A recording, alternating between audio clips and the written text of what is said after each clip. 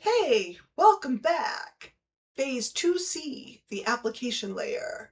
You've got the theory, now we need the tools that actually work. Starting with the shadow.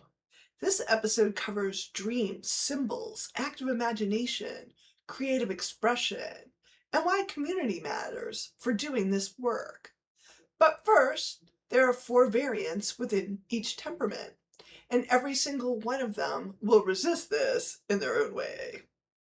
I've created 4 versions of this episode in each temperament language. It's the same essential content, just different language and cognitive architecture. Here's a taste of each. The Guardian Path. You can't put this on the to-do list. Check the box and move on. But here's the good news. You already know how to keep a log. And this is the same skill applied to a different input. We'll talk about why the objects you'd grab in a fire are telling you something about your shadow, and why the conversations you keep replaying are almost shadow work already, and why being the one who holds space for everyone doesn't count if you never let someone hold space for you. Choose this path for the practical protocol with tested methods. The artisan path. No, you can't go to the gym instead. I mean, you can, you will, but it won't fix this. Your body already knows what your shadow is trying to tell you. The tension, the restlessness, that thing you do when you're angry. We'll talk about why the sport you played and the position you chose wasn't random, why your tattoos are shadow content you put on your skin, and why being an action person watching other people's actions on a screen is the worst thing you can do for yourself.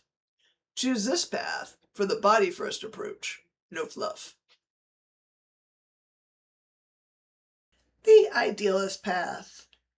Feeling deeply about your shadow is not the same as doing the work. The problem isn't access. You're already closer to the unconscious than most people. The problem is drowning in the shadow. We'll talk about what the characters you loved say about your psyche, why your Spotify playlist at 2 a.m. is data, and how to give structure to what you're already sensing so you can use it instead of being overwhelmed. Choose this path for the emotional depth with guardrails.